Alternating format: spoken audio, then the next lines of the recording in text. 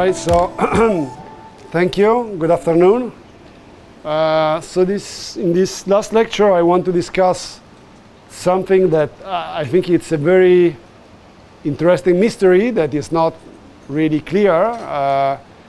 And I will tell you just something that have been understood, but it's not the whole story, and there will be certainly other results in the future, which is why diffusion model don't memorize. So it's about memorization, generalization, transition. So I will start first with slides to tell you what is this memorization, generalization, transition. And then I will give a perspective, and you will see there is a nice relationship with disorder system. All right, so memorization versus generalization. So what is this memorization, generalization, transition? So I show to you, so let me check. Okay. So an example of, you take let's say a diffusion model, which state of the art, and you train it on images. I think these are images of churches and a conference room. And so what it's supposed to do is to give you new images when it generates new images of churches or conference room. And so what you do, the thing you do is that, okay, it gives you a new image, which should be new in principle, an image of a conference room or of church. But then you look in the training set that you have used to train the model, to learn the score. You look what is the closest image that you have in the training set to the one that has been produced. So the closest in L2 distance is not a great distance for images, but okay, it's what we can do. So here is what happens when you train the model on 200 images. So if you train the model on 200 images, so these are the images that the model produces. And then this is the closest image, well, in the L2 distance, the closest image in the training set. So what you discover is that what the model has produced is just one image of the training set. Same thing here, same thing here, same thing here, same thing here. So the other ones are just so this is the second image, the closest one. This is the third, and so on and so forth. So really, I mean, these are all images in the training set, and there is one which is the closest, which is exactly the same image, roughly. So in this regime, the system is not working. It's not generating anything new. So it just memorized the training set and is reproducing the training set. So this is what you don't want.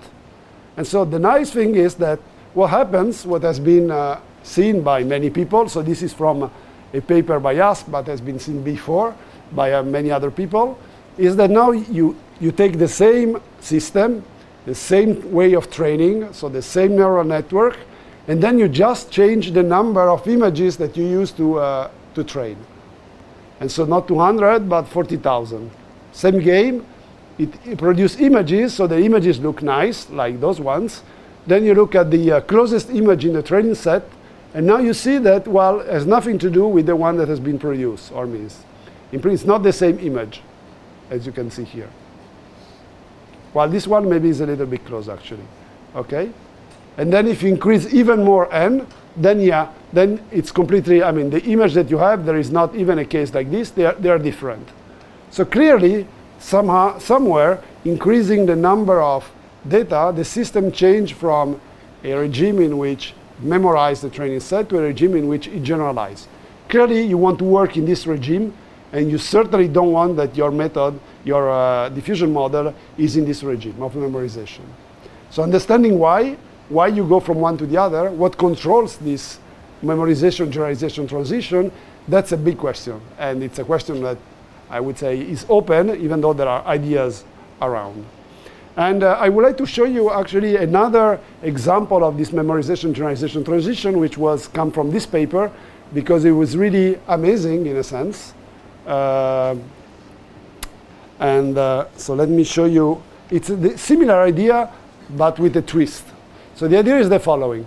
So here, again, you change the number of images that you have in the training set, except that you have two training sets. Training set 1 and training set 2.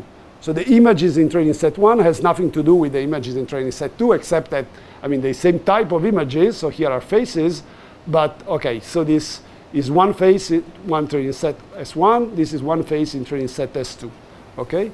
So you train with S1, so you take the same type of model, same type of neural network, you train in the same way, except that using the training set S1, you will get one, I mean, you adjust the parameter and you will get one model, model 1.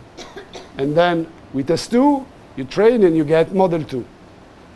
And then what you do a generation in which you pick one white noise and you pick one thermal noise, and you use the same for model 1 and for model 2. So you have a backward trajectory for model 1, a backward trajectory for model 2, but they start from the same initial condition and they have the same thermal noise. Okay? So, and then you see what you get.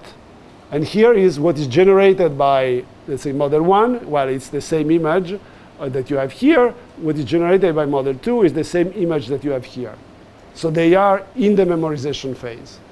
Now, the interesting thing is that now you look n equal 10, the same, n equal 100, the same, n equal 1,000. Well, it starts to change if you go to 100,000. Well, what you see is that, well, this image, again, has nothing to do with this one. So this is the closest image of the training set. So it's exactly the same example that I gave you before. Here, model 1 is generalizing. Same thing here, model 2 is generalizing. But the interesting thing is that the two models that have been trained on completely different images, they give you exactly the same image here, which is quite astonishing, no? I mean, it's what is the model is supposed to do if it existed a, let's say, a God-given distribution of images, and if you really have learned the true score, this is exactly what should happen. But for all the people in the field, looking at this, say, wow, so it's really true. So it's really, they are really learning the same score. So it means that when you come back, it's really the same force that is learned from model 1 and model 2, despite the fact that model 1 and model 2 have seen completely different data. Okay, so that's, again, it's another way to see. It has to be like this. If the system is generalizing, it's what should happen. But, okay, seeing it, it's surprising.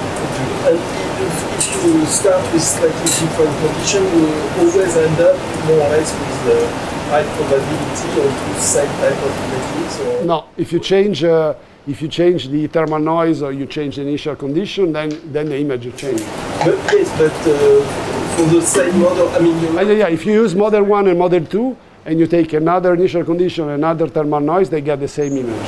So it's very robust, not like it's not cherry pick. Saying 29 over 30. No. It happens, yeah, indeed. Actually, to say the truth, let's say it happens, let's say 90% of the case, and then I didn't have the image. Okay, let me see if I can show you. Not sure. No. Okay. Well, I will not. But sorry. So actually, there are a few cases in which what happens is that you get the same image, I mean the same face, but now this face has glasses. So what happens, probably, what is think is that the score is almost the same, but not exactly. And so probably the system has gone through some speciation transition in which, well, since an instability, so the speciation of face with glasses and face without glasses, and since the score is not exactly the same, then there has been a bifurcation at that time. So in a few cases, you get almost the same image, but with a twist, like, but a different class. But in the majority of images, you get exactly the same. Okay. All right, so the idea is... Yeah. But you would get exactly the same thing because the process is still stochastic. So, yeah, I agree. But so here what happens is that you use the same stochasticity for model 1 and model 2. So if you change the stochasticity, so you take another initial condition and another thermal noise, both for model 1 and model 2, you go to another image, which is the same for model 1 and model 2, but it's not this one. Other questions? Okay. So, what's happening? Oh. No, sorry. I even have it, actually. I'm a bit surprised. Yeah, I have the example. Here it is, the example. So here is example, many different cases, and here is example with the glasses on. All right, so what I want to discuss now is the memorization versus generalization but again for a perfect machine. And so what would happen is with a perfect machine means that it's the same game that we played yesterday. I'm going to assume that there is I'm going to use a model which is powerful enough, and I'm going to train in a very good way, in such a way that the model is going to learn the true underlying score, so which is the minimizer of this loss function.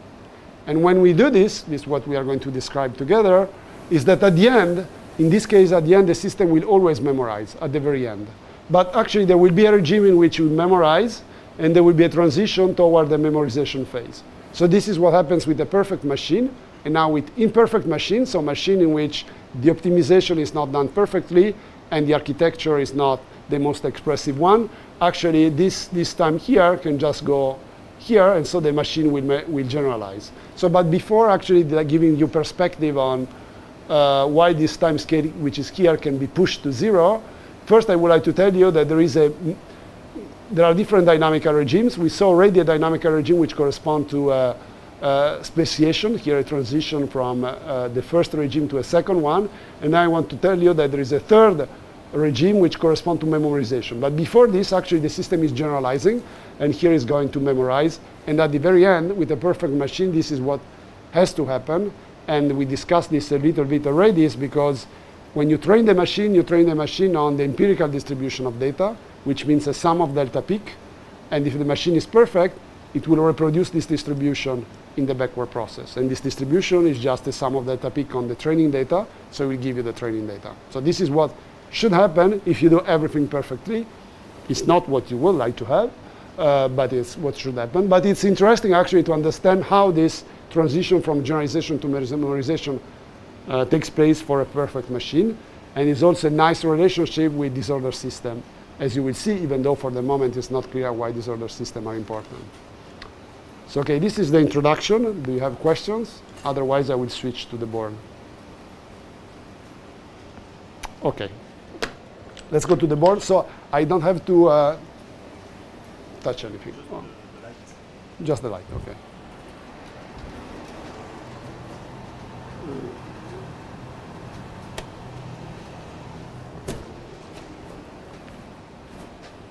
All right, so before discussing generalization versus memorization, I would like just to do a recap, an intermezzo, a crash course, depending on your background, on the random energy model, because it's something that I need actually to use for the following, even though for the moment it's really not clear at all why this model should come.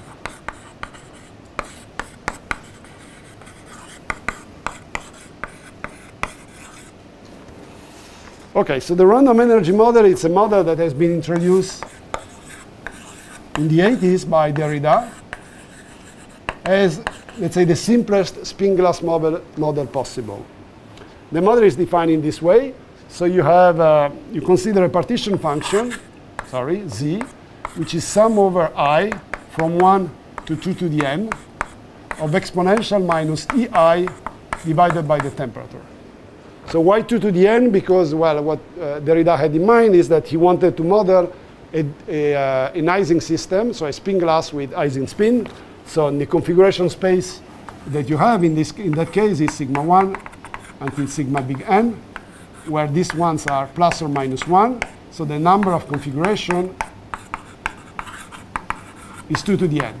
But now, okay, so this is why is where the 2 to the n come from. Then there is the other part, which is AI. So the AI are going to be random Gaussian variable, which are 0, n divided by 2. So this is like this.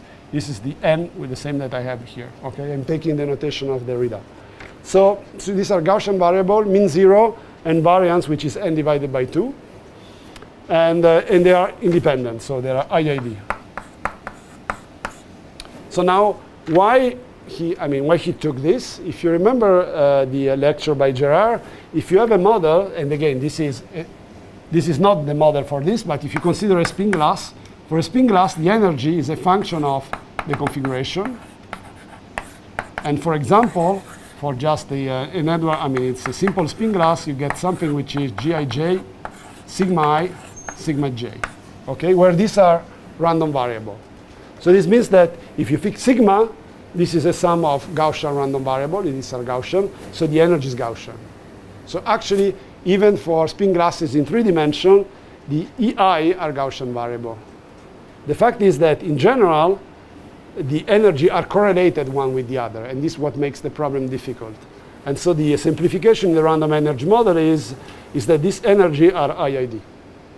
And once they are IID, now you can study this model. So this is the model defined by Derrida. Okay?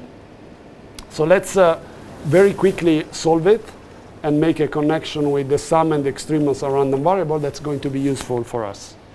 All right, so let me write it this way. So I have z, which is sum over I exponential minus ai divided by t.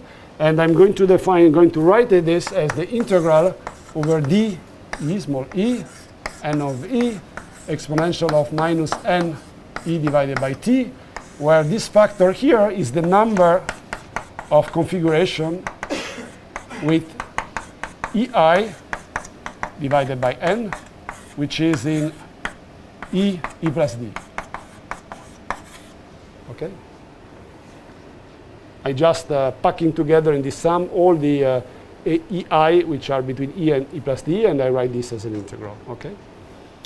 All right, so something that it's easy to show, I will not show it, but you can think about it, is that actually ne. Okay, well, first, what is ne? So this is ne, okay, let me say. So ne, which is the number of configuration with energy in this interval, with intensive energy in this interval, is a random variable, right? Because the ei are random variables, so this, which comes from the ei, it's a random variable. Now, you can get what is the, you can take the average of this random variable, so this is the average over the ei. And what is going to be? Well, is the number of configuration that you have times the probability that a given configuration is between e and e plus d, so it's PEDE. Sorry. Okay? Okay, so, and this I'm going to write it already. I mean, it's up to exponential order. This is going to be equal to exponential of n log 2. Sorry, the P of ei is equal to exponential of minus ei squared divided by n divided by square root of pi n divided by 2. Okay, so when I plug it in here to exponential order, what I'm going to get is just minus e squared. Okay, from now on this is to exponential order, so I don't care about the square root of 2 pi, for example, or the n which is there. Okay, and there is the e that I forgot. And this e, of course, is not the same thing as this e. I'm sorry with the notation, I'm very bad, but it's okay. Okay. And so something that you can show is that the n.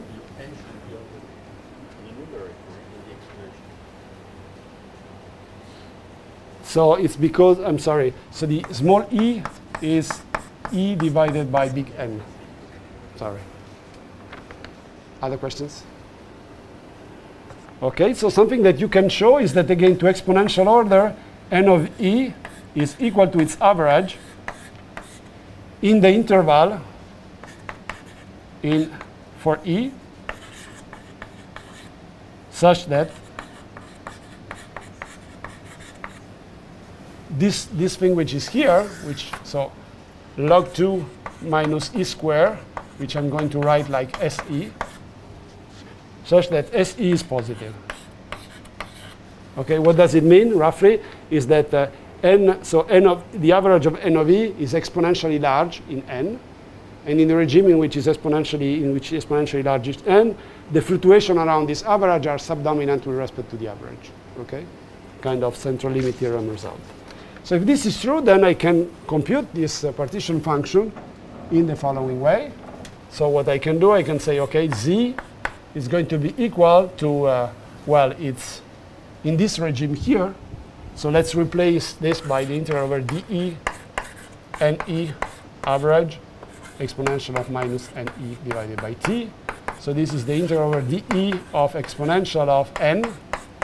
And now we have S of E minus E divided by T.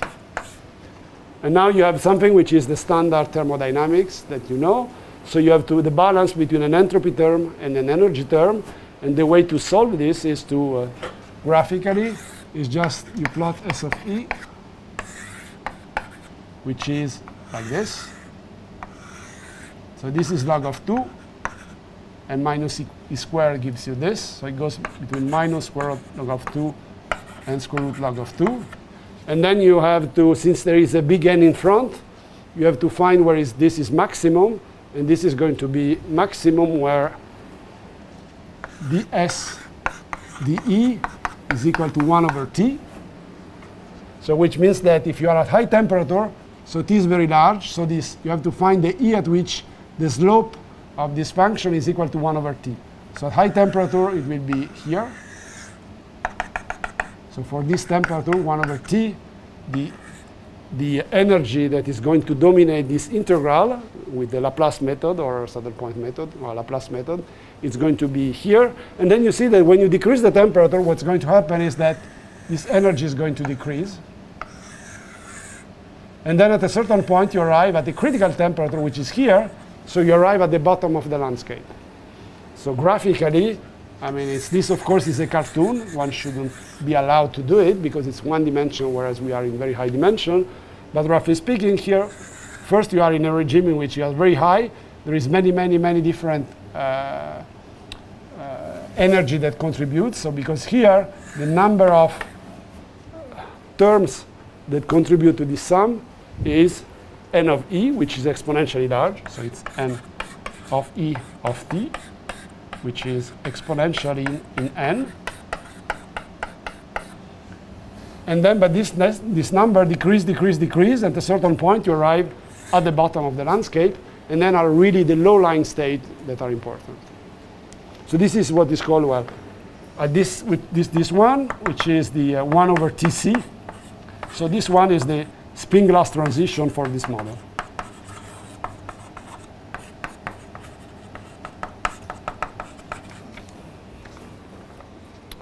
Okay, questions? So it's a bit quick, but well. Okay, so there is actually a very nice relationship of all this with the sums of and extrema of IID random variable. And this is something that actually was, let me write it here, was first, I think, discussed by Bouchot and Mézard in 1997. And then there is a very, very nice paper by Gérard that actually discuss it, I mean, work on it in a much more general case, et al., in 2005. So the idea is the following, is one way to understand this transition is that, well, you can think the partition function, sum over I of exponential minus Si divided by T. You can, well, let me write it this way, sum over I of Zi, so which means Z1 plus Z2 plus Z big N, so where Z is just the Boltzmann weight. And here what you're doing, you're just summing IID random variable.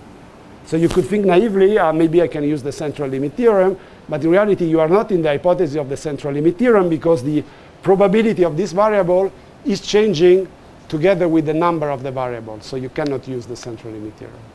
However, it turns out that if T actually is larger than Tc, you can show, well, I will not go into all details, I will just keep it simple. Actually, if T is larger than Tc, actually the law of large number is valid, and indeed Z is equal to the Z average.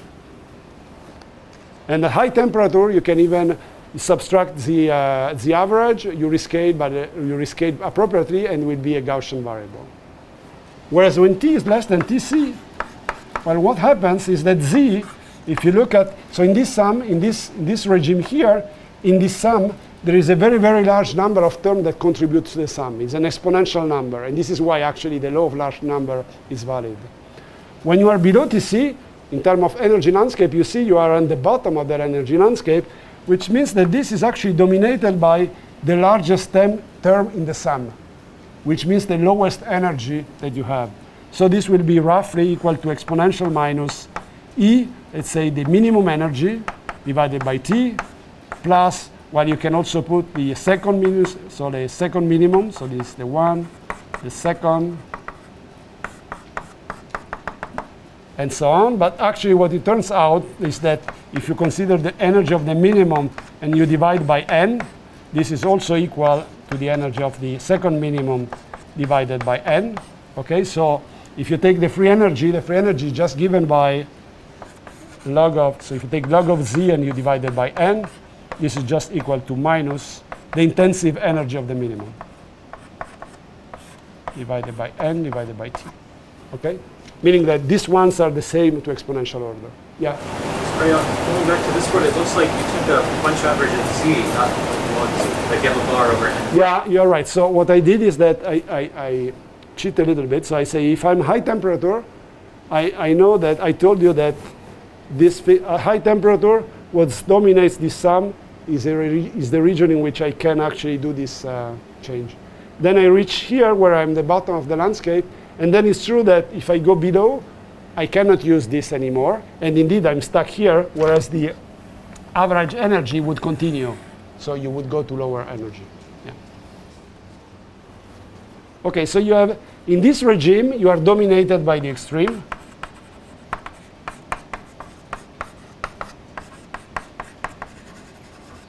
And here you are dominated by a sum, I mean, it's a sum of many terms.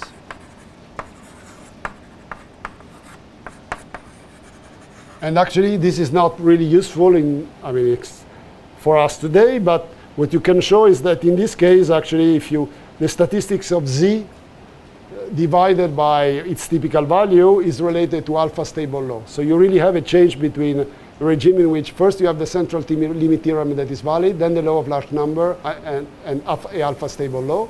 So I suggest to read this paper because it's very nice and show you that actually what you get in the REM here is much, much more general. And this is what I'm going to use later.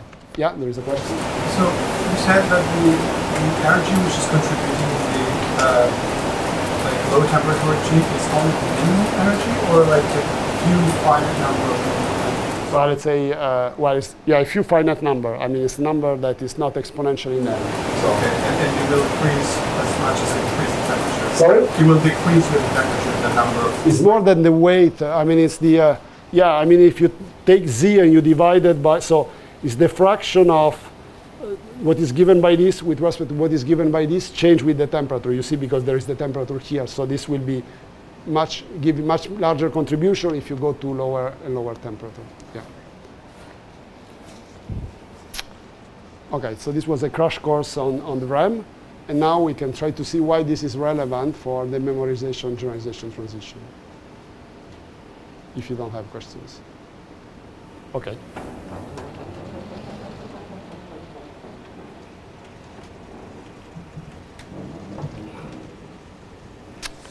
Okay. Okay, now what is memorization versus generalization?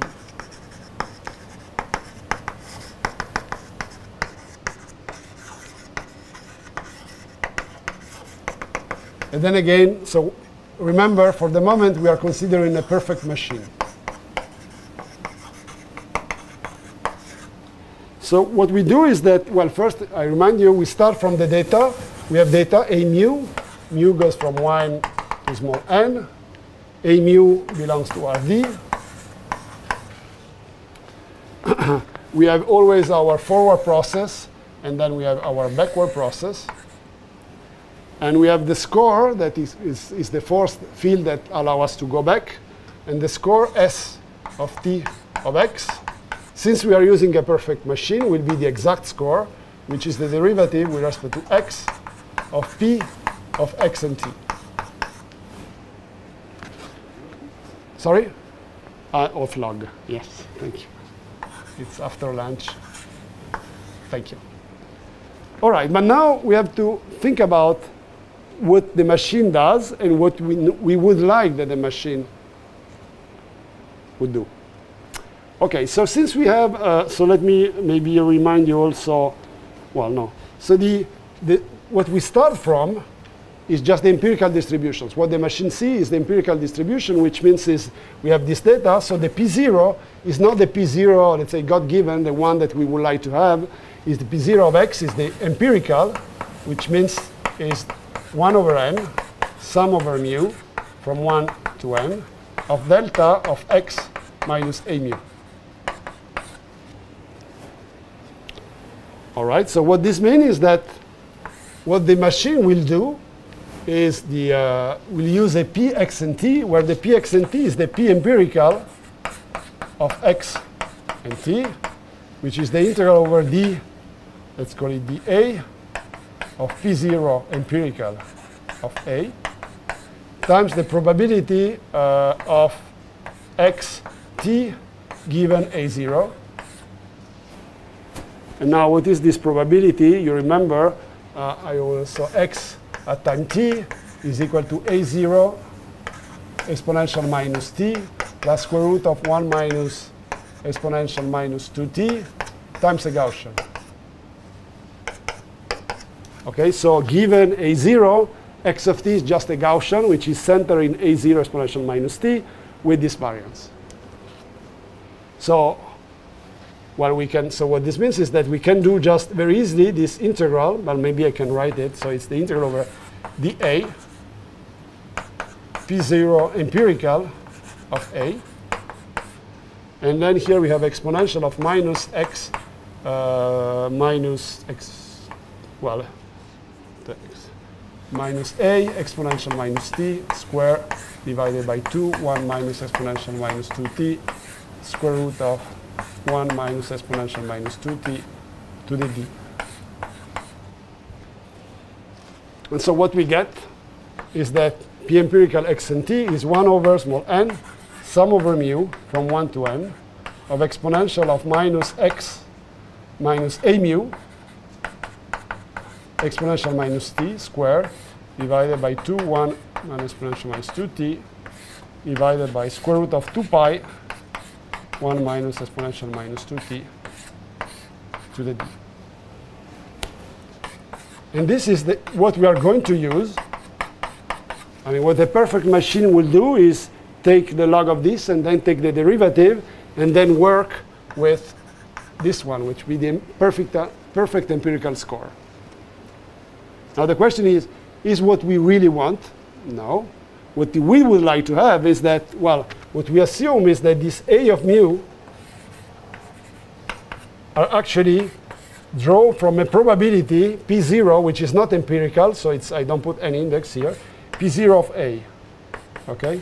So this will be the God-given distribution we don't have access to, but you have seen in the example actually that I gave to you when with the two model 1 trained on set S1, model 2 trained on set S2, is what this model seems to learn, because at a certain point they give you exactly the same answer. So in any case, we think that the A are given by a certain probability law. We don't have access to this probability, we just have data. What we really would like to have actually as a model and diffusion model is to get not this P empirical, not this score, but what we really would like to have is that the machine use S, X, and T, which is the derivative with respect to x of log of p of x and t, where p of x and t, well, is just exactly the same equation. Well, maybe I should write it. Let me write it here.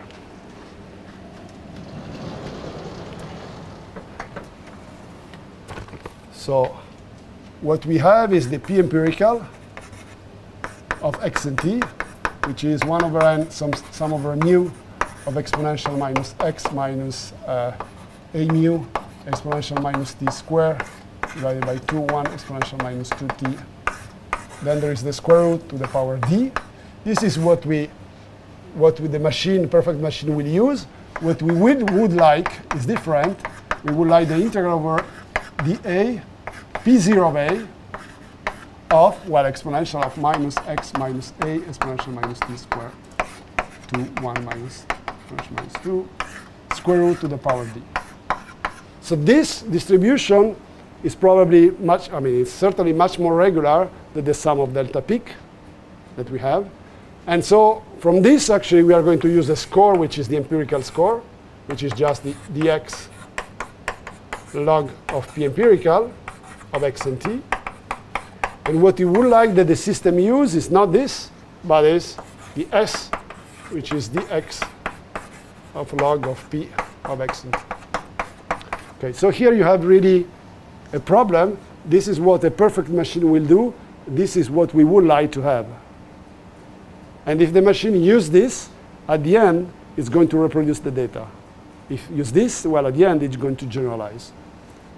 So now, one way to phrase what does it mean to generalize is the following.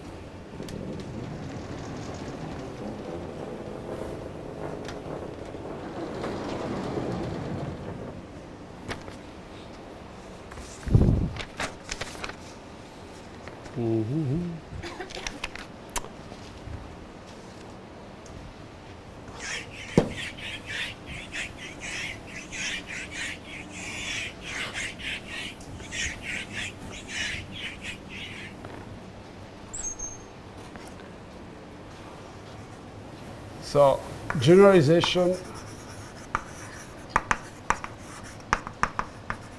So I would say at time t. So of course, you would like to generalize at all time until time t equals 0. But what I'm going to show you is that the perfect machine generalizes until a certain time, and then it starts to memorize. So there is a transition in time from a generalization phase to a memorization. And what does it mean that the generalize at time t? So what you would like to have is that if you pick, what you would like to find is that the p empirical of x and t is very close to the p of x and t when you consider an x which is a typical one. So an x which is taken from px and t. Okay, so you pick an x from px and t, so it's a typical one. So of course, you don't want, maybe you don't want to have this identity for very rare x that you never see because you're not interested in generalize things which are super rare. But for typical ones, so you take an x from px and t, and for this x, you compare the two, and you will like that the two are very close or the same. So if they're very different, well, clearly the system is not generalizing. If they are very close for, let's say, all typical x, so in principle it's generalizing, which means that when you come back in the backward process, the trajectory are always moving on typical value of x. And all these typical values, the p is the same, so the score will be the same. And so everything is as you want, not is, which means everything happens as if you were using the good px of t. And so why this can happen is that if you look at the, and now this is what we are going to study, if you look to the p empirical is the sum, at t equals 0 is the sum of delta peaks, but when the time is not 0, you have Gaussian with a certain variance. So it means that the peaks becomes larger.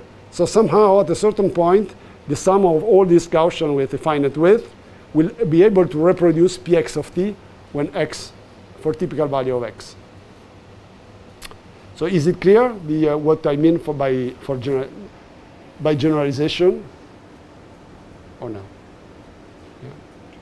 Okay, so now let's see if you can compute this kind of transition when there is a transition between this regime and the memorization regime. So memorization, it's the same thing if this is different, okay? Okay, so let's study what this means. So if we take again p empirical of x and t, this is sum 1 over n, sum over mu from 1 to n, of exponential of minus x minus a mu squared divided by 2, 1 minus exponential minus 2t, square root of 2 pi, 1 minus exponential minus 2t to the d. Okay, so the first thing is, now we pick an x from px of t. So x is given, we condition on x. X is fixed. So if x is fixed, and I look at all this, this is just a random variable. Why it's random? Because a mu is random. And actually and if I take another value of mu, I will get another random variable. Since the a mu are independent, so this means that here, when condition on x, all these are independent random variable. So if I want, actually, I can write this like exponential. Sorry, I will put the 1 over n inside. I can write all this like exponential of minus a mu divided by t. I can do it. I just redefine all this problem with e mu. Now E is going to be, with the analogy with the RAM, it's going to be a random energy. It's not going to be Gaussian, but well, it's still a random energy, and I'm going to do a sum over random energy with a sum distribution. So this is the first connection. You see that P empirical is just a sum over many, many, many different random variables which are independent. So this is, let's say, first connection with the random energy model. Then there is a second connection with the random energy model, which is, what does it mean actually asking this? Well, let's take the average of P empirical over the disorder. Okay, so what is P empirical, x and t, and I take the average over the a mu. Remember, this is exactly like we did before. We take z, sum over I, exponential of minus ai divided by t. This was a random variable, and we look whether it was equal to its average over the ai. Okay, if we take the average, so let's go. It's 1 over n, sum over mu of exponential minus x minus a mu, exponential minus t, divided by 2, 1 exponential minus 2t, square root of 2 pi, 1 minus exponential minus 2t to the d. And now I have to average over the a mu. Okay? All the mu are independent, so I have to average this term over a mu. Okay, what is this? Is 1 over small n, sum over mu, while the a mu are distributed with p0 of a. And then here I have exponential of minus x minus a, exponential minus t square, divided by 2, 1 minus exponential minus 2t, square root of 2 pi, 1 minus exponential minus 2t to the d. And now, well, this is the same for each one of the a mu, because the a mu are just all drawn from the same probability distribution. So I have the same term n times. This goes from 1 to small n. So this goes away with this, and so I just get this one, which is just p of x and t. Okay, that's kind of simple. Yeah. Sorry, for the RAM, you need the energies to be expensive so that you have a big n to do a settlement, right? In the exponent. But here, where's is there a d? Or Okay, I'm coming to this. I just come to this. So this is the first. So this is the second point. The second point that I wanted to stress is that the transition that we are looking at, memorization versus generalization, what it's telling you is that this, which plays the role of the partition function, is going to be equal to its average if the system is generalizing, and is not equal to its average if the system is memorizing. So you start to see that it really looks like the RAM. So this is, even though the energy are not Gaussian, it looks, well, it's a sum over random exponential, which, by the way, was really the title of Gerard paper, sums of random exponential. So you have a sum of random exponential. What you want to understand is when this sum of random exponential is equal to its mean. So in this case, you have generalization, and when it's not equal to its mean, you have a memorization. And then the last question is, okay, but there was a play with in the RAM, we had something here which went from 1 to 2 to the n, and this was going to infinity, and this energy, the energy are typically extensive, so are of order n. So how it works here? Well, actually it works in a similar way, because a mu and x are in Rd, and now you have to decide the scaling for them. And now if you take x, which is R to the d, and you say that x has typically a norm which is of order square root of d, then what happens is that the term that you have here is of order d. So this means that, well, what you have here, so let me take it with color. What you have here, it's of order d.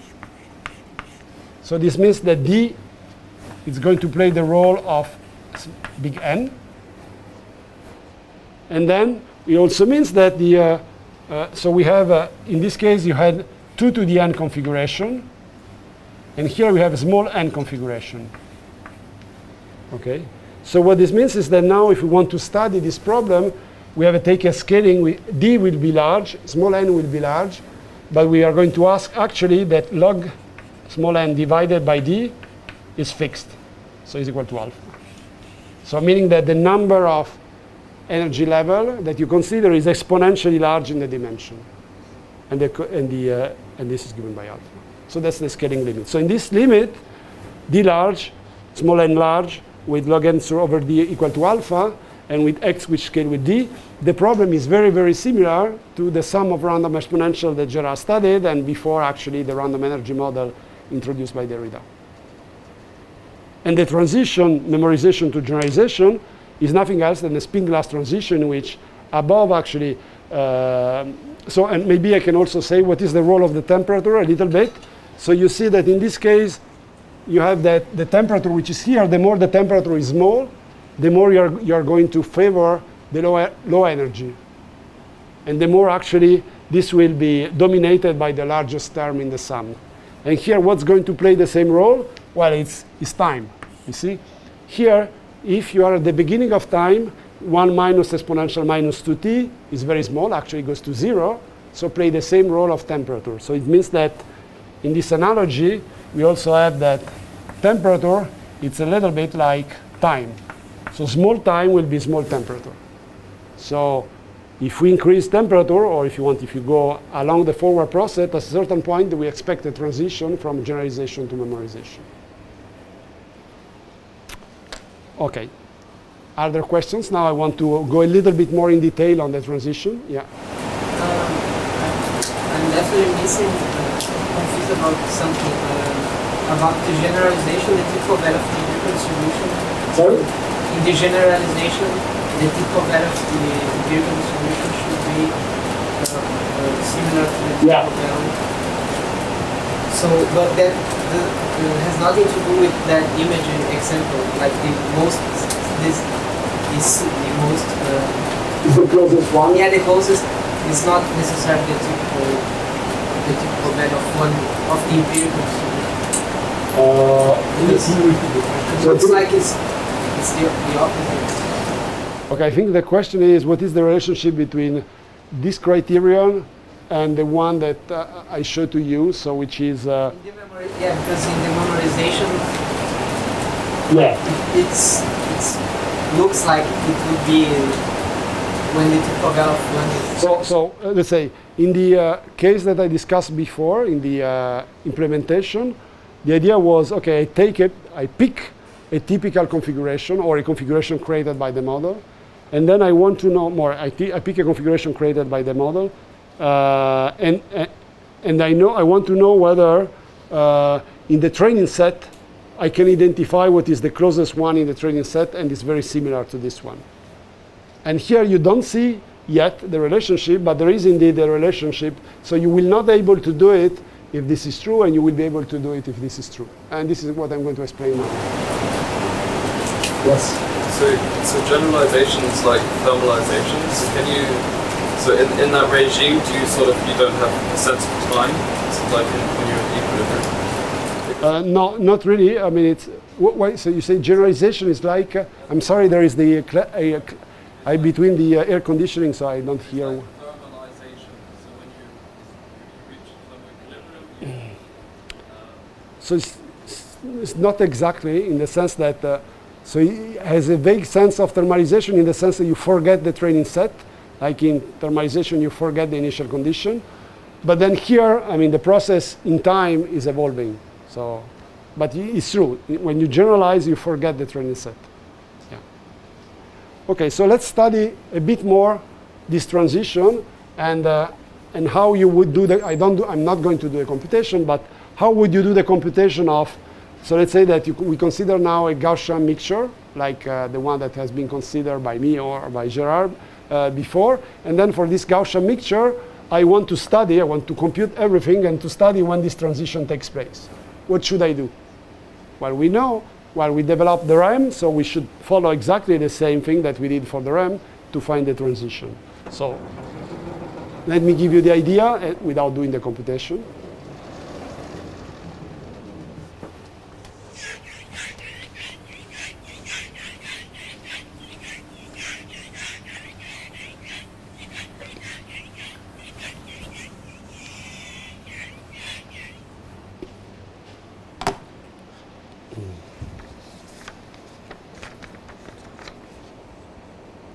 Okay, so x and t.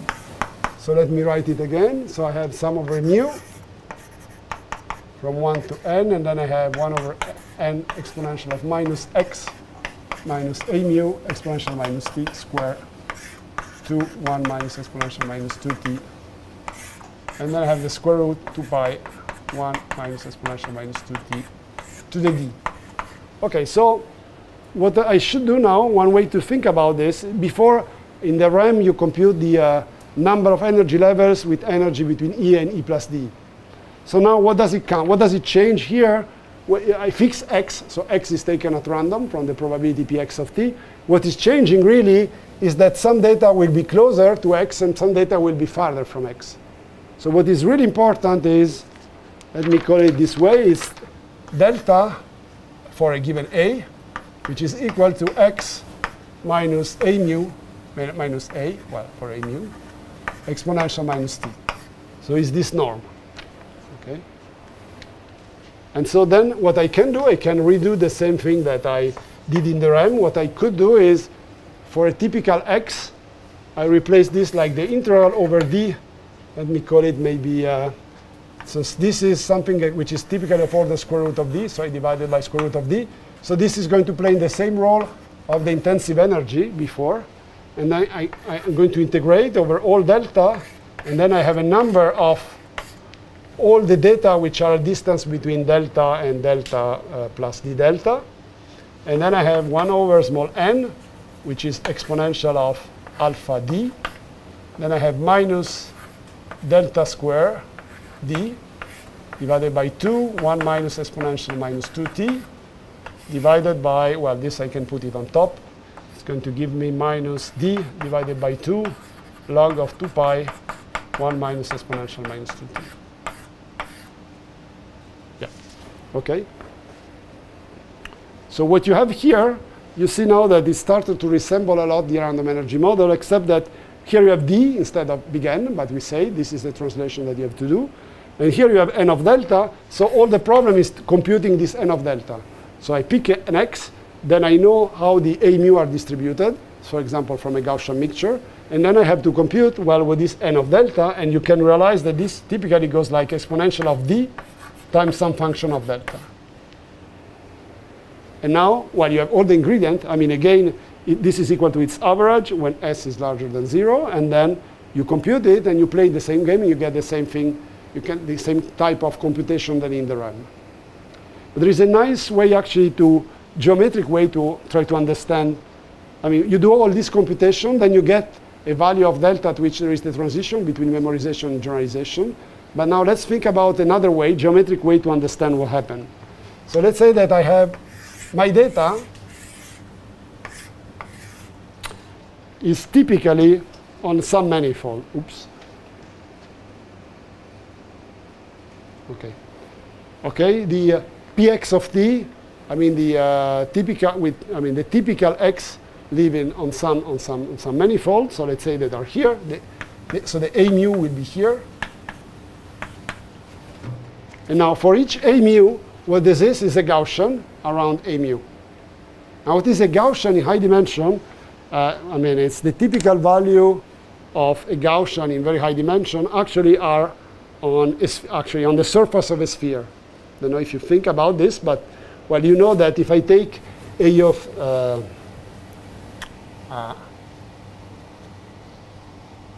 yeah, so if I take well, let me see it, how I do it correctly.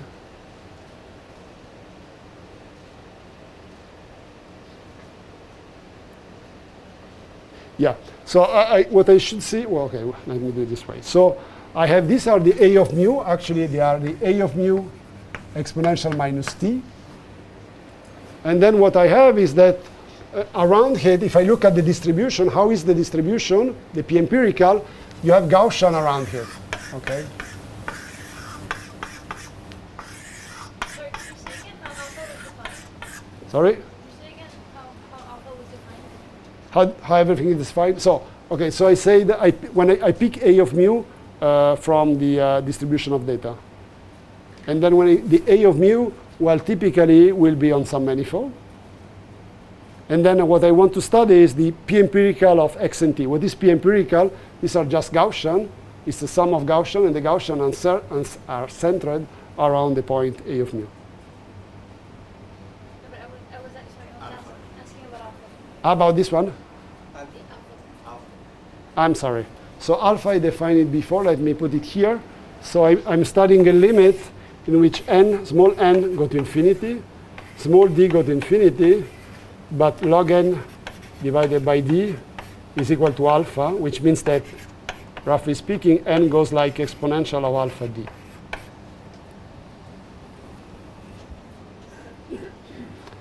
Okay, so just to cut a long story short, so I have this P empirical, so are these Gaussian, which are in the, and then I pick an x, the x may be here. And this is what typically happens when the time is very small. When the time is very small, the peaks are very small, very peaked around a mu. Now, if the time along the forward process becomes larger, so while this is going to become smaller, so the width of the Gaussian becomes larger, and so you go from a regime which looks like this to a regime which is instead, oops, which is much more like this.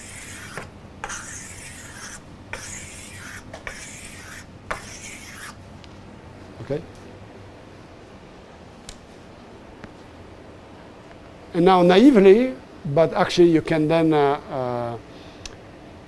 you can actually argue in a mathematical way, but naively you could say, okay, so clearly when I take a point x on this manifold, because this is a typical x, and when there will be the transition between a case in which exponential x minus a mu exponential minus t square is going to be dominated by a few terms, and the case in which it's dominated by many.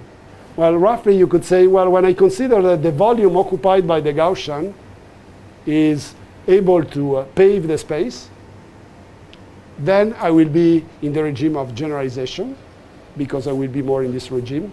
And when the volume actually occupied by the Gaussian is less than the typical volume occupied by probability distribution, then I will be in the memorization. And in the memorization, when you take the x, well, since you have non-overlapping Gaussians, and well, the Gaussians that are going to be important are the one which is the closest, which I think in this case is probably this one, which gives you delta mean. Whereas in this case, well, if you take an x, this x actually, the contribution of the random exponential, there are many, many random exponentials which are going to contribute at the same time. So this is the, it's a geometric interpretation. Now the nice thing is that this gives you actually a criterion that is exactly the criterion that you get if you do the entire computation. And the criteria is the following. So what is the volume occupied in high dimension by the sum of non-overlapping Gaussian? Let's see. Okay, let me. So in high dimension, what is the volume occupied by Gaussian?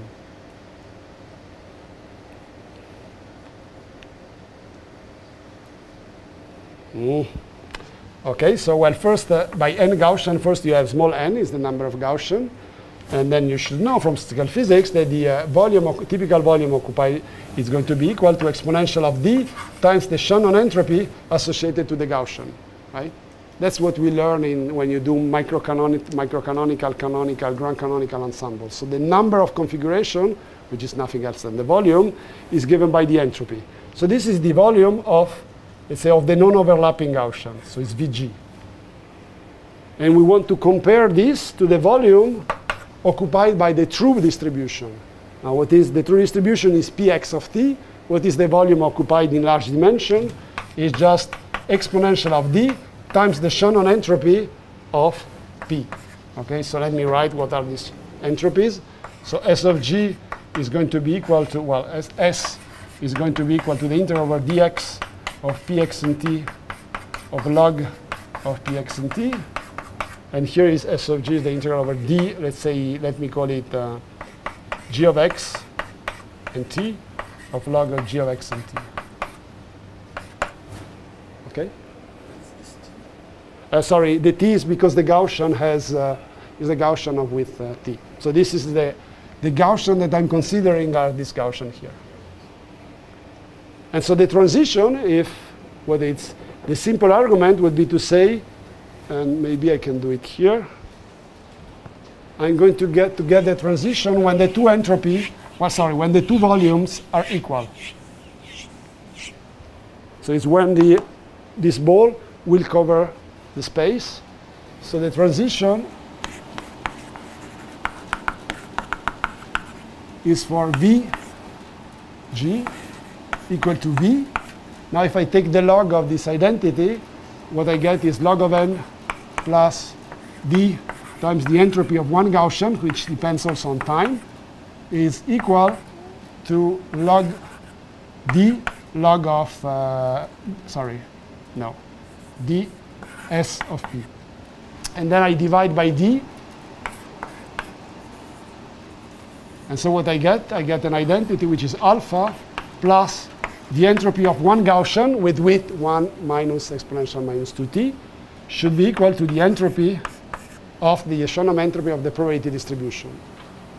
Okay? So this actually, this is a criterion. This will, at a certain time, this will happen. When this happens is when the transition from memorization to the generalization takes place. And now, and this, which is a simple argument, actually gives the exact result that you can get if you do the computation, if you do the math, really. And you can actually put on a firmware basis, even if I describe it in a simple way, actually you can make it rigorous. So this time scale depends on the alpha? This time scale depends on the alpha, right, exactly. So let me discuss how it depends on the alpha, indeed.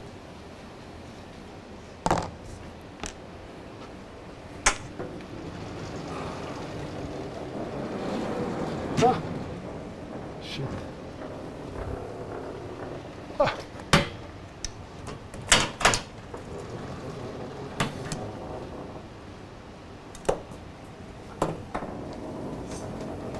Okay. See.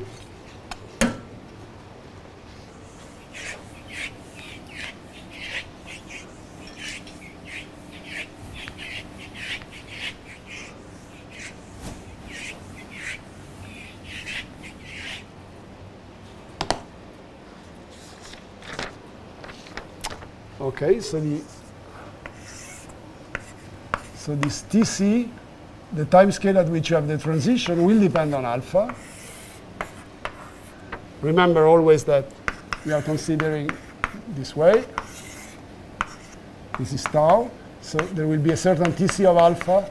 Here we generalize. Here we memorize. And so what do you think? How actually TC is going to depend on alpha?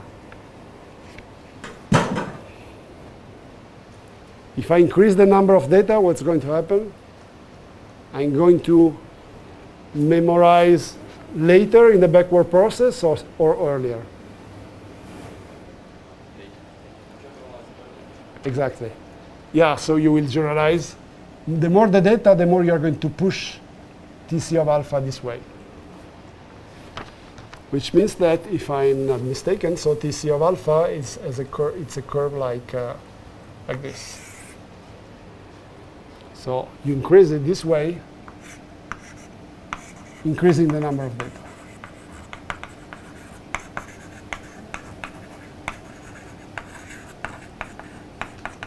So TC of alpha. Now the bad news is that this is not going to go to 0 somewhere. It's really that you have to push alpha to infinity to get t equals 0. So what this is telling you is that if you have a number of data which is exponential in the dimension, which is already a lot, there is a regime in which you generalize, but at the very end, you start to memorize. You can push if you increase the number of data, but you really have to push it a lot to really push it close to 0. So this is another way to say something that it's, in a certain sense, well known, is that the diffusion model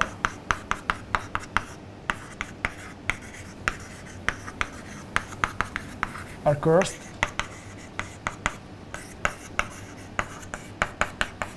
But, well, what everybody knows, the curse of dimensionality. So it's really because we are in high dimension that there is this problem. And it's a different problem from the curse of dimensionality that you have in supervised learning, but it's still the curse of dimensionality. So if you, at a certain point, you go in the memorization phase. But here the nice thing is that you see that it generalizes until a certain time, and then, you start to memorize. OK, are there questions? Yeah. So I guess in the data that you had shown us on your slides, it looked like it was generalizing for much less than exponential t, right? Exactly. Exactly. So this is the final question that I would like to address, is that here we are using a perfect machine, meaning a very powerful, consider that the machine is very powerful, very expressive, and we have optimized in the best way possible. So if we do what we are supposed to do, then it's not good. If you do something that is not as good, then it works. The question is why. Yeah. But at the first time, the first step was first understanding what if you do everything perfectly, what would happen. Yeah. If you want to generate an image, so you go back only to this intermediate time, but not to 0? No. So what happens is that you really have to go until here, because if you stop here, the image is blurred. So you have to find a way to avoid this memorization transition.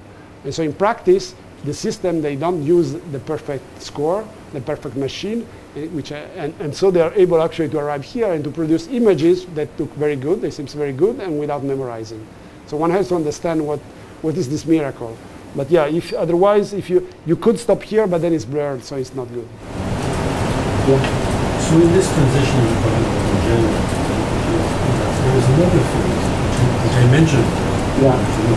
So it's above the physics field. Then you have this TC, which I call TS for static, and then you have this phase above it where up to TD, dynamic or shattering. And in this phase you have the more large number static, but not the same.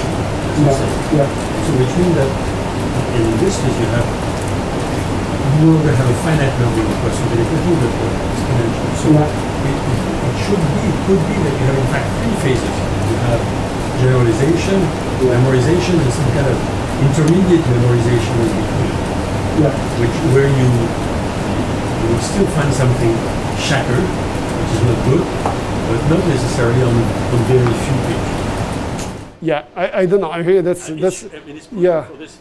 It's there. No, it's there. This phase is there. What does it mean? I think it's a very interesting question. Probably it means certainly something in this context, but it's. It doesn't generalize as well, but maybe you don't distinguish it completely because it's not as concentrated as in the memorization. That's a good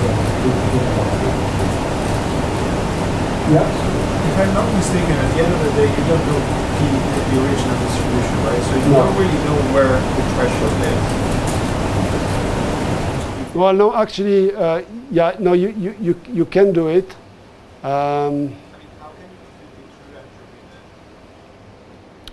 Okay, let me see. So there is a way to compute the.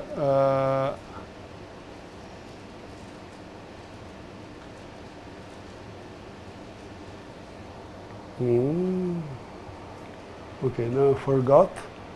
In practice, you can estimate, this minus this. And so the way to do it, now it's coming back.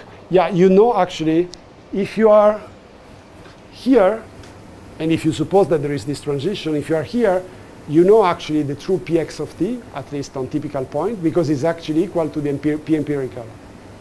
So you see, in this regime, p empirical of x and t is the same thing of px and t. So actually, you can use it here to compute the entropy. You can use p empirical of x. You can compute the entropy of p empirical of x and t, which is going to be equal to the entropy of px and t. And you can compute this, compare this to the entropy which you get from n Gaussian, n non-overlapping Gaussian. And so this is the way to compute this, where the t is. And also depends on the dimension of the system. So when you approach a critical threshold, I suspect the fluctuation becomes more pronounced. No, not so much. So I think it's a good time to go to the slide. don't know what I should do, so I should switch, because I have it in the slide.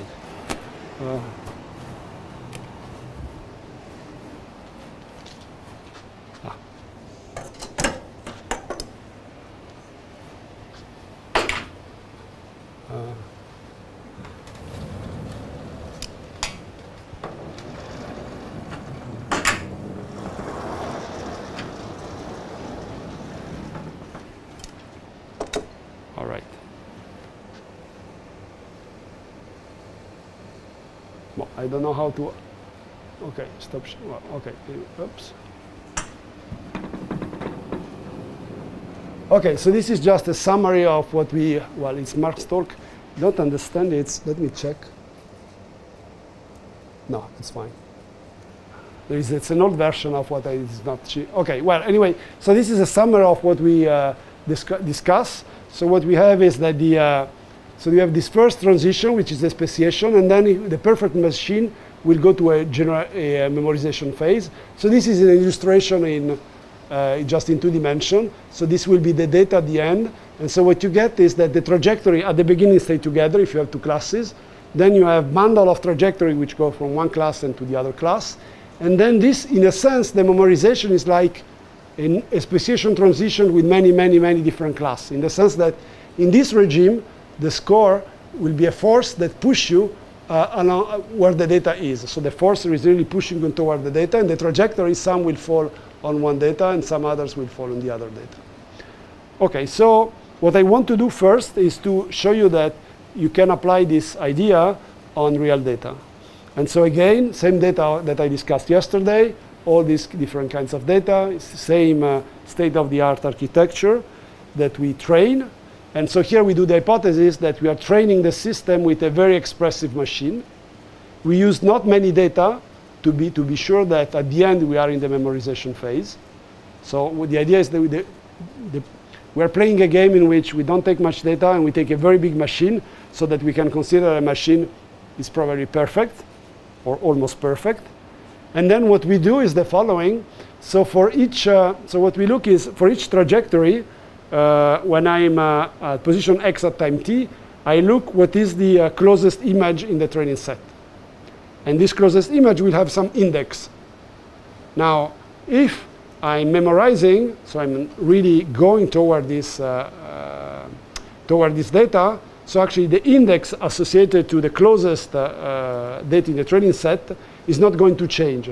So this is what you have here. If you see, this is the, for a given trajectory, is the, all these different lines are what is the index of the closest data in the training set. So what you see is that this data changing a lot, because at the beginning, the trajectory doesn't care about the data in the training set, it's navigating. And then at a certain point, it feels a force that just push it close to a data. And so, well, this is what you see here. For some trajectory, you have that this transition, it happens earlier. For some trajectory, it happens later. So it's, we call it this time, it's the collapse of the trajectory. You can compute in this way the average time of collapse. So these are the different times. This is the histogram. You compute the average time of collapse. And then we can ask, is this average time of collapse, can we understand it in terms of the entropy argument that we have here? And the answer is yes. So in this case, so here is what we have here. So this big T should be 1, is the temperature should be 1. And so here you have this f of t, which is log n divided by d. This is the entropy of the Gaussian minus the entropy of the true distribution using the trick that I just said before. So when this f is equal to 0 is where the transition takes place. And this you see, this is for the data which come from image of celebrities. This is ImageNet, which are images, natural images. And you see this f, which goes to 0. And this is the point which is estimated using the average collapse time. And even if the data are different, the dimension of the data is different, the type of the data is different, you see that actually it works pretty well. So this entropy argument, it works pretty well. So it confirmed that on this time, the system is generalizing, and on this time, actually, the system is memorizing. So the P empirical of x of t is really different from the Pxt. Okay, so now that I think we have understood, let's say, this thing. So a perfect machine has some transition, some dynamical regime first, which are related to the formation of classes. But then at the very end, it memorizes. Now, as I show you at the beginning, real systems don't memorize if n is large enough. So why diffusion model don't memorize in practice? And so this, I think, it's an open question, and many people are working on this. It's very interesting because it's really, in a certain sense, a paradox. If the machine does what it's supposed to, I mean, was perfect, it would memorize, but then it's not perfect, so it generalizes, but it's not that it gives you a stupid, it's generating stupid data. It's generating data which is very good, and it's not the one in the training set. So I give you our perspective, which of course we think is the good one, but I would say that the problem is not solved. So what you find is that, so here this is an illustration, but that we have obtained in several numerical simulations. So this is, the blue line is the inverse quality. So there is a cost function that allows you to tell you how good is the image that you are producing. Maybe it's the image in a training set, so it's very good. But OK, this just is called FID. And it goes down when the image is very good quality. OK, so typically what you see, so this is what you have here is, let's say that I train a given system. So let's say a large neural network, I train it and until a certain time tau. Then I stop training and I start to generate images with the system trained until this time. What I see is that, well, at the beginning, the quality of the image is very bad because I almost didn't train. So if I didn't train, I didn't learn anything. So the quality is very bad. Then the quality goes down, and there is a regime of time in which the quality of the image generated is very good. And then if I train long, at a certain point, actually, the system will start to memorize. So the quality of the image is good, but the fraction of the image actually that are in the training set start to go up. So and this actually is something that we see, well, for different trainings, for different kinds of images and different kinds of models. And now the interesting thing is that this scale, so the scale on which you start to memorize, it increases with n, where n is the number of data. So the more data you use, the more actually it's difficult to go in this regime. But if you push the system long enough, you will always go in this regime. Okay, so this means that if you think now of what I told you before, if you take a system which is a fixed architecture and you train all the system in the same way, so it means that you stop at a certain time. So it's clear that if the number of data is small enough, well, the memorization will happen on the left, so we'll be in a memorized phase. And if you increase n, actually, the memorization will happen later, and so you will be in the generalization phase. But it's not that you have crossed a phase transition. Well, you cross the phase transition, but what happens is that you had this big plateau in which the system is generalizing. Now, maybe I would like to, maybe I will not discuss, this is a phase diagram that we obtained, but let me discuss more in general. So, okay, this is one idea, is that the generalization memorization is due to the training dynamics, which means that the system, if you push it, it will memorize. But in general, this time scale, which depends on n, is so large when you take 100,000 data that you will never go actually, you will never see it. So this is one possible explanation. Then there is another explanation, which is instead is that in the neural network has some constraint. So I don't know, for example, you impose that you want to have translation invariance in the image which are generated. And then, well, you have other constraints in the network. And so maybe actually the network, well, it will not be able to reproduce the sum of delta peaks that I discussed before. So this sum of delta peaks, if the number of data is large enough. If the number of data is large enough, at short time, you have an extremely irregular function. And maybe, well, the neural network has not enough parameter to generate this function. And so if it's not able to generate this function, it will generate maybe a function which is a kind of interpolation. And then this interpolation will be close to the px of t that we want. So I would say there are two different possible explanations. One which is would call architectural regularization, and the other one which is the regularization due to the dynamics.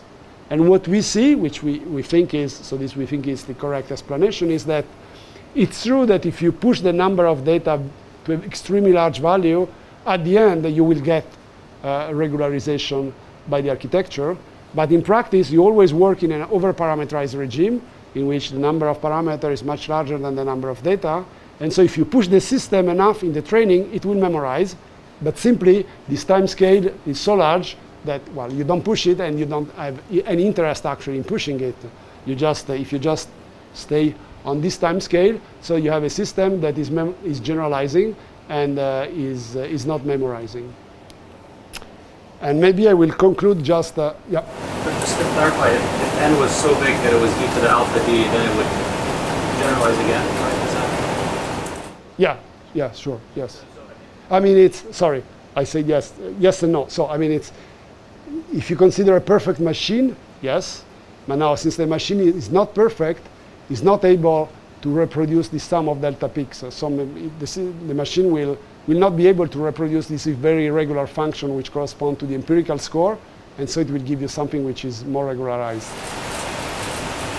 I guess what I'm thinking is, like, what if, like, the true dimensionality of the data is less than, you know, it's an image, it's D is large, but actually the images live on a lower dimensional subspace, and so then e to the alpha d is not so big. I don't know.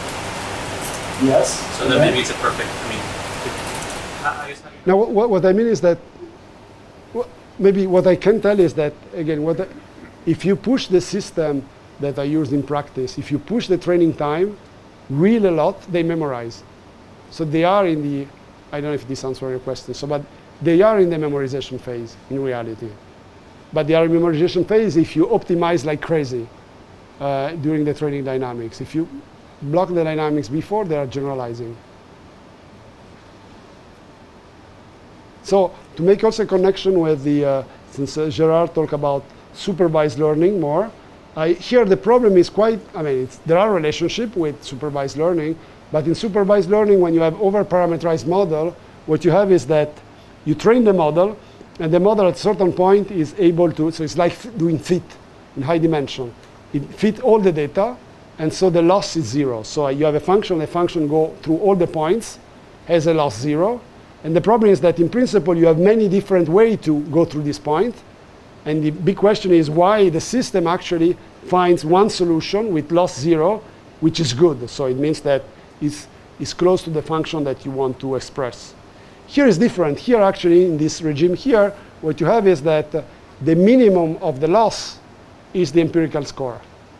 But somehow actually the system is going down and then stay a long time to a value of the loss which is different from 0, which corresponds to generalization. And then if you push it really a lot, at the end, it will go to 0. And the 0 means just one function, which is the empirical score. So I think it's the, I mean, the form of the landscape in this case is a bit different. And I think the study of the loss dynamics is interesting. And there is much to do, I think, in the case of generative models.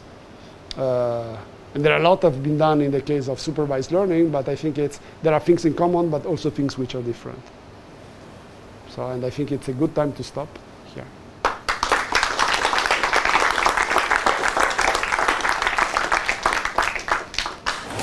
Thank you very much to you. Questions? I have more of a philosophical question. Like, when you show the pictures in which you fit two different set of data to bits and then you generalize the same picture, it looks like as if the machine is really learning something that is beyond the pictures. Like we as humans, we see something inside the pictures and we put them in some groups, in some categories, and then the machine is learning exactly the same thing that we see. Yeah. It's very deep. I agree. Yeah, this is why actually this experiment is really astonishing, remarkable. It means actually, I think, something about the structure in the data. So it means that when you put data together, this data have structure, which means that they have constraints, which means that indeed, if you take enough of this data, you have seen enough times all these constraints that allow you actually to completely, let's say, define the probability distribution, so which is uniquely defined then. But I think this is an open question. It's clearly that in the data there is structure, and this is why this machine works, because otherwise there would be the curse of dimensionality and it couldn't work. And I agree with you that This example is incredible because it looks like there is a God-given distribution of celebrities, for example, and say, why? But then one has to think, indeed, what does it mean? I think it's not that I have a good understanding, but I think I mean, these images, these data are very, very different from random vectors. They have important properties at all scale, and somehow these properties, once you have many of them, so the machine probably understand what are the constraints or the compositional rule that allow you to create new one, and so it can identify really the probability distribution. And I was wondering if there's a threshold between what we consider as being part of the same category and what the machine actually separate. For example, probably just with the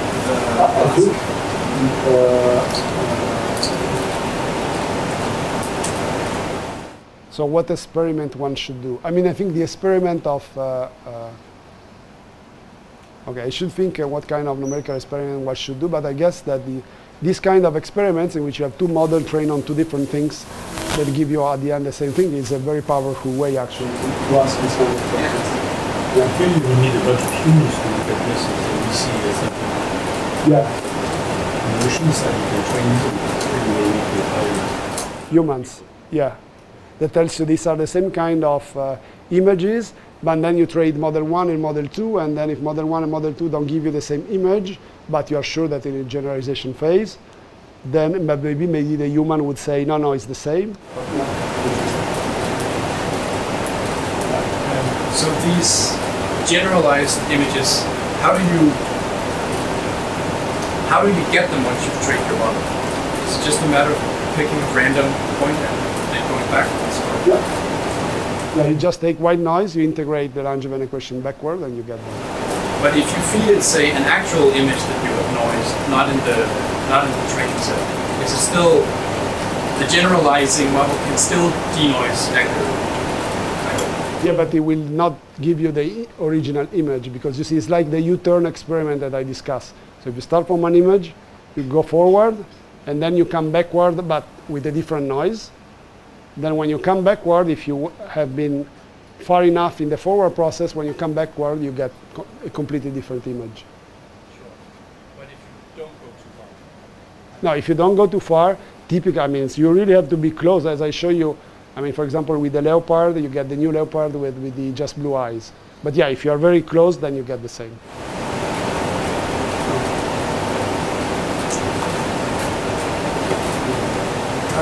The RG correlation that you discussed at the beginning, can it tell you something about the change of the V? Because you get rid of high frequency modes, right? And you think about overfitting in a way that overfitting is considering high frequency modes. So yeah, I don't know. I think it's a good question. So it's true that here I'm presenting generalization, memorization, like if it's happening exactly at a given time, but then in practice maybe there are some, let's say, high-level features that are memorized before the low-level features. This is something that I think the group of Mathieu Viard studied. Yeah, I think it's a good idea. I mean, they didn't do it with the normalization group, but maybe the normalization group can be helpful.